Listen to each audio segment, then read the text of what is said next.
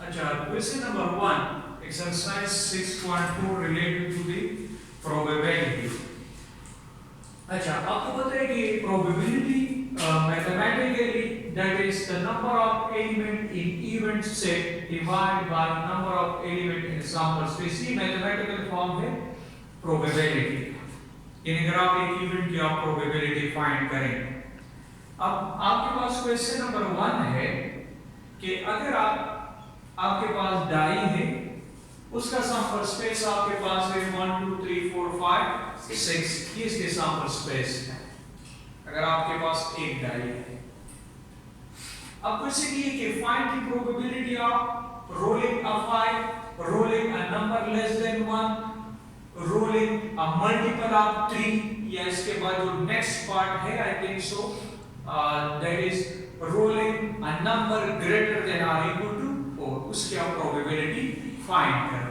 अब यहां पे कैसे नाउ रोलिंग अ 5, से let e equal to rolling a 5, मतलब ये कि 5 की क्या प्रोबेबिलिटी है अगर आप एक डाई थ्रो करें तो 5 इसमें आप लिखेंगे। Now the probability of rolling a 5, so number of element in given set divided by number of element in sample space. So now here is 1 not 5 here, ये इस तादाद आप लेंगे which is 1, so 1 over 6. Now second part is rolling a number less than 1, so let b rolling a number less than 1. तो अगर आप देख लें इसमें तो less than 1 नंबर है ही नहीं, so it means empty, इसमें एलिमेंट नहीं होंगे, जीरो होंगे। अगर आप देखें तो यहां पे इसमें तो एलिमेंट जीरो ही आपके पास आएंगे, जो एम्प्टी सेट है उसमें तो एलिमेंट जीरो होते हैं, तो ये हो जाएगा number of element in B divided by number of element in sample space, so 0 divided by 6 is 0, that is the impossible event. Now third part is rolling a multiple of 3, so rolling a multiple of 3, so that is divisible by 3, so 3 6, तो इसमें कितने elements है, से here that is 2, sorry this is 2, so number of element in even set divided by number of element in sample space, so that is 2 over 6 which is 1 over 3. Clear? अच्छा, next question है question number 2। क्या आपके पास एक bag है जिसमें 5 red bars हैं, 4 white bars हैं और 6 ग्रीन बार्स हैं। आप उससे 3 रैंडमली आप 3 बार्स सेलेक्ट कर लें, सही 3 बार्स, सो यस 3 बार्स। अब क्वेश्चन क्या है, क्या प्रोबेबिलिटी 3 बार्स आप सेलेक्ट करेंगे उसमें से रैंडमली 3, तो ये भी हो सकता है कि 2 रेड हो 1 व्हाइट, तीनों रेड भी हो सकते हैं। तो अब इसके लिए तो आप क्योंकि आप प्रोबेबिलिटी फाइंड करेंगे बेटा, तो इसमें तो टोटल जो बार्स है वो 15 है, लेकिन प्रोबेबिलिटी के लिए आपके पास सैंपल स्पेस भी होना चाहिए, तो आप 15 में से कितने आप उठाएंगे, 3 आप उठाएंगे, तो 15 C3, क्योंकि selection we will use combination 15 C3, फिर आप कैलकुलेट करेंगे कि 15 C3 by n CR which is n factorial divided by n minus r whole factorial into r factorial. Let a equal to say all are green. Question है कि आप उसमें से probability find करें अगर सारे ग्रीन हो, all are green, तो मतलब ये 6 ग्रीन है ना, तो 6 में से 3, क्योंकि 3 आप सेलेक्ट करें, so 6 C3, so the probability of E means the probability of all are green जो बार्स है, so number of element in A divided by number of element in sample space, so that is 6 C3 divided by 15 C3. Now next part of this question is B, all are white, तो all are white, तो white कितने हैं, 4 है, so 4 C3, so the probability of all are white, so 4 C3 divided by 15 C3. Now next question number 5, question number 5 ये है कि आपके पास आप एक कमेटी बनाएं, a committee of 5 persons is to be selected at random from 6 men and 4 women, यानी आप 5% की कमेटी आप बनाएं, अगर आपके पास 6 men हैं और 4 women हैं,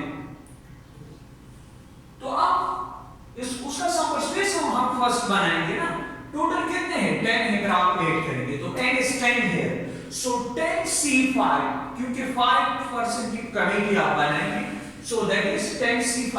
Now the first part of this question is to find the probability of 3 men and 2 women. 3 men and 2 women, तो ये हो जाएगा 6 में से 3, 6C3 into, क्योंकि n है, फिर 2 women है, so 4C2. अच्छा, तो इसकी प्रोबेबिलिटी क्या हो जाएगी? Number of element in A divided by number of element in sample space, so we get this. बस इसमें वैल्यू पुट करेंगे, फिर बेटा आप इसको सिंपलीफाई कर लेंगे, सही? अच्छा, next part 2 men and 3 women. उसमें क्या कि 2 men and 3 women की प्रोबेबिलिटी आप फाइंड करें. तो अब यहां पे 6C2, क्योंकि 6C2 इसलिए क्योंकि 2 women होने चाहिए, men होने चाहिए, 6C2. फिर 3 women, so 4C3 क्योंकि वहां 4 है. So the probability of B is number of element in B divided by number of element in sample space. तो इसमें वैल्यू पुट करेंगे, then you will get the required answer. Next topic है law probability. Say A would be आपके पास 2 events है.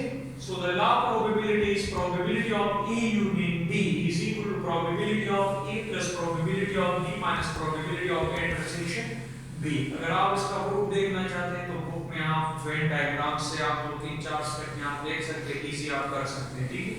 Now, say if A and B are mutually exclusive events or disjoint events, it means its intersection will be empty. सही?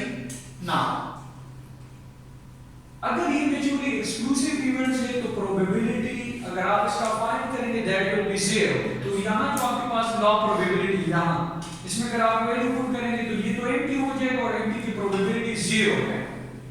That is impossible event. So if A and B are mutually exclusive events, so we will have probability of A union B is equal to probability of A plus probability of A.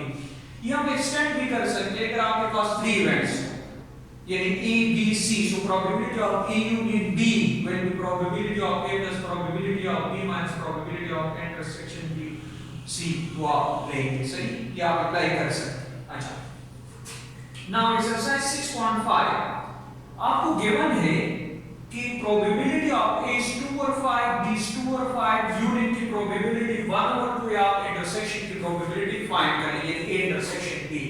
तो ये आपके पास law of probability है. We want to find this probability of intersection B. तो आप इसको यहाँ shift कर लें तो ये यूनियन यहाँ आ जाएगा, इसमें आप वैल्यू पुट कर ले 2 और 5, इसकी वैल्यू 2 और 5 ये 1/2, so we get 3/10. That is the required probability. Now question number 3 related to the same topic. Probability of A is given which is 0.5. Probability of A union B is 0.6.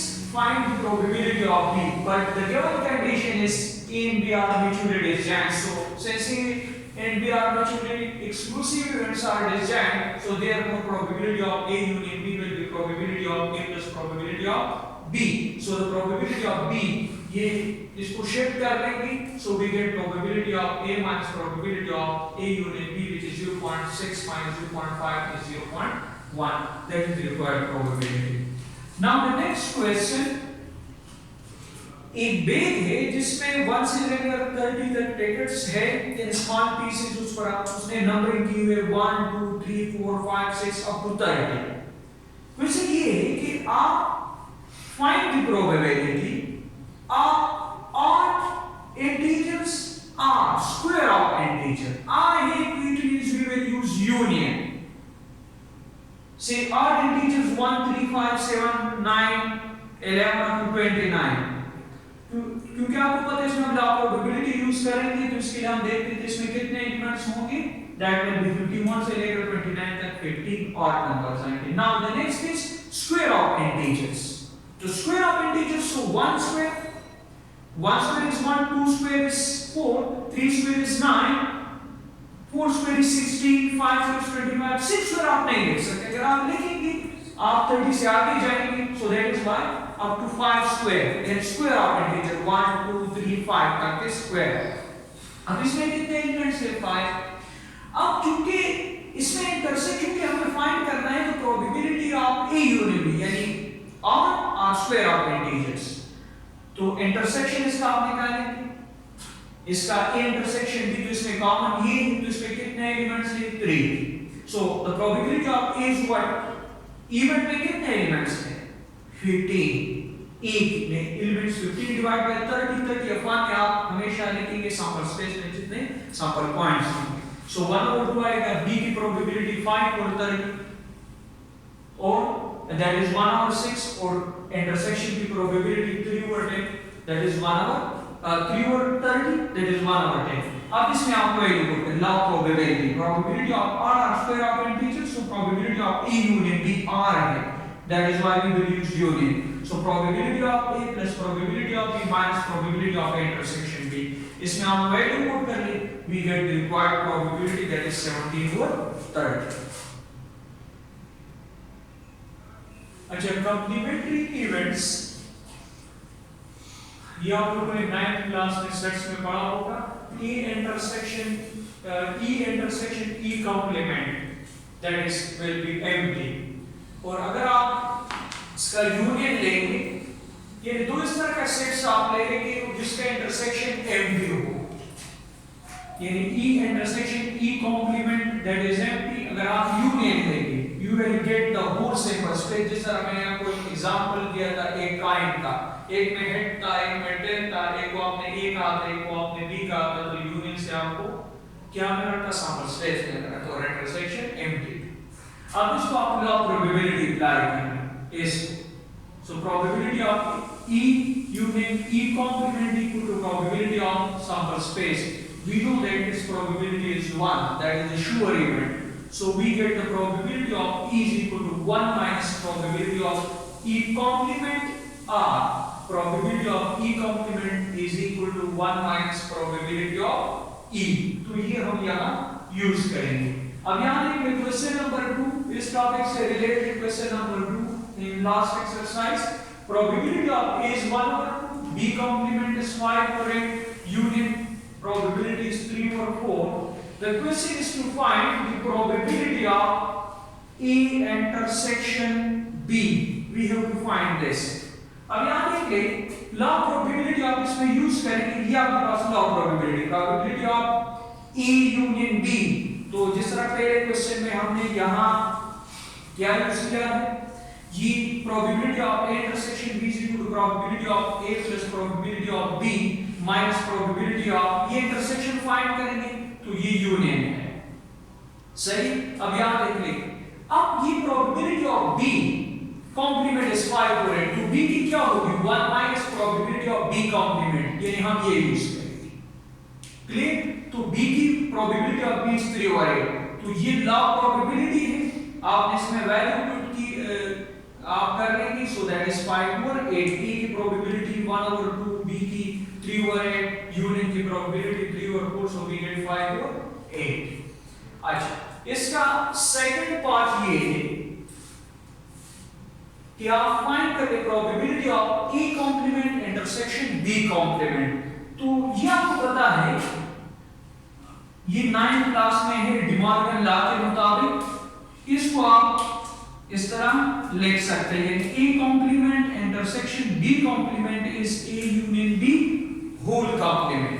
अब ये A union B whole complement है, तो again आप ये use कर ले, सो 1 minus, जिस तरह यहाँ प्रोबेबिलिटी ऑफ ए है तो यहाँ ये हो जाएगा 1 minus probability of A union B, so we get this 1 minus 3 और 4 इज 1/4।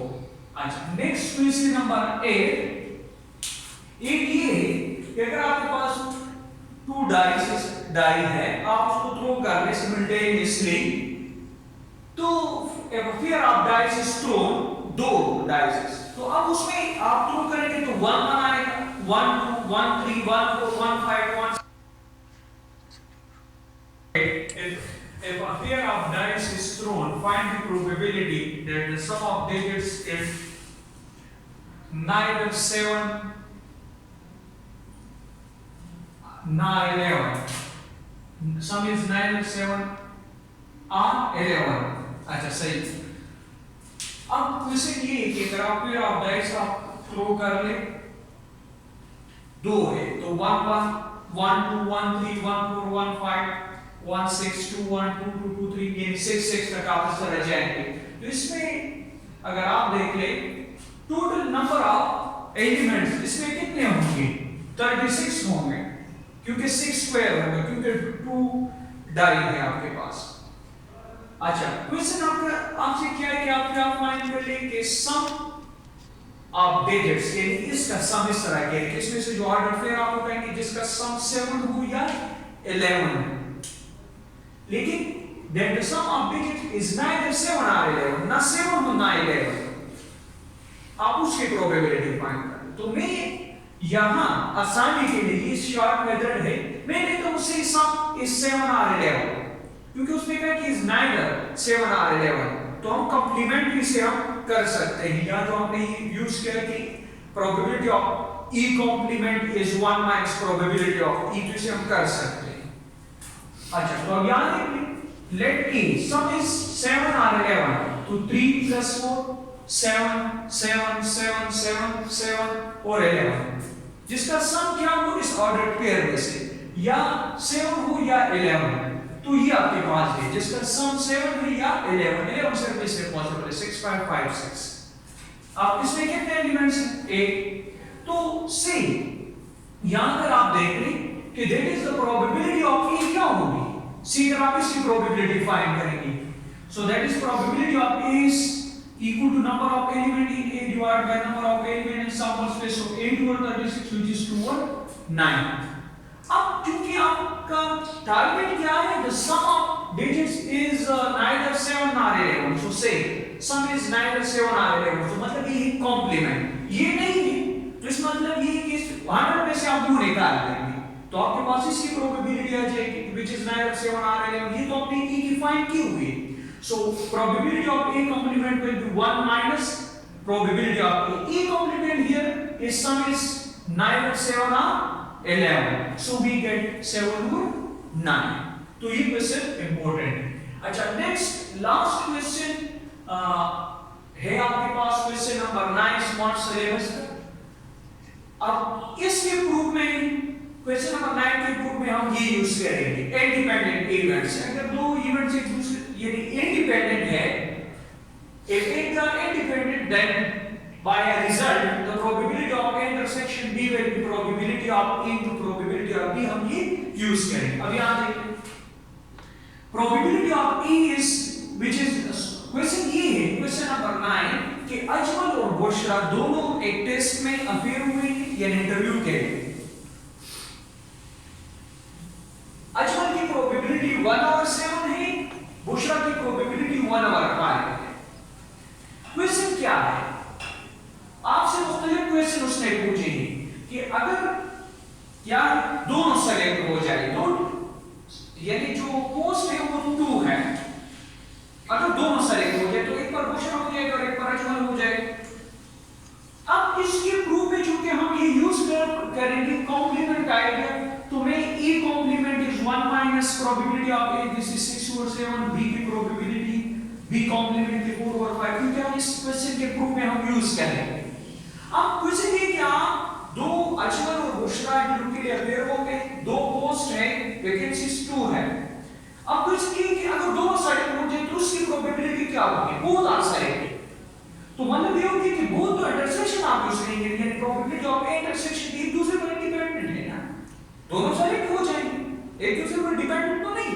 तो probability of intersection B is probability of A into probability of B, तो A की प्रोबेबिलिटी ये है, B की ये है, सो दैट इज 1/35 अगर दोनों सेलेक्ट होंगे। फिर नेक्स्ट क्या है, ओनली वन इज सेलेक्टेड, यानी एक सेलेक्ट होगा। अब या बुशरा सेलेक्ट होगा या अजमल सेलेक्ट होगा, 2 है, और ओनली वन इज सेलेक्टेड। अब ये मैंने लिखा हुआ है नोट कि इंटरसेक्शन B कॉम्प्लीमेंट का मतलब ये कि A होगा लेकिन B नहीं होगा, but not B complement. A complement intersection B तो B है बट नॉट A, इसका मतलब ये। अब क्योंकि हम ये यूज करें ओनली वन इज सेलेक्ट, सी इन दोनों में अगर बुशरा सेलेक्ट हो यानी A अजमल सेलेक्ट हो रहा है, बुशरा नहीं हो रहा, फिर यहां से अजमल नहीं हो रहा, बुशरा हो रहा है, तो इसका सम हमने किस लिए लेकर है, ठीक है। तो probability of A intersection B complement plus probability of A complement intersection B complement, तो याद रखिए बेटा, so probability of only one is to be selected, so probability of E into probability of B complement, ये वाला result हम use करेंगे, फिर probability of A complement into probability of B complement, so 1 over 7, 4 over 5, 6 over 7, 1 over 5, so we get 2 over 7। फिर question क्या है, एक भी सेलेक्ट नहीं होगा, एक भी सेलेक्ट नहीं होगा, तो मतलब क्या होगा, ना ए सेलेक्ट हो रहा है ना बी, दोनों सेलेक्ट नहीं हो रहे, नॉट ए नॉट बी, तो इंटरसेक्शन लेंगे दोनों का, दोनों सेलेक्ट नहीं हो रहे, तो probability of A complement into probability of B complement, इसमें वैल्यू पुट करेंगे, फिर at least one of them will be selected, at least one of them, कम से कम एक सेलेक्ट तो जरूर होगा, तो A यूनियन B आप यूज करेंगे, probability of A union B, which is probability of A plus probability of B minus probability of A intersection B, लेकिन intersection की probability पहले से आपने फाइंड की हुई है, which is 1 over 35, इसमें आप वैल्यू पुट करेंगे, that is 11 over 35।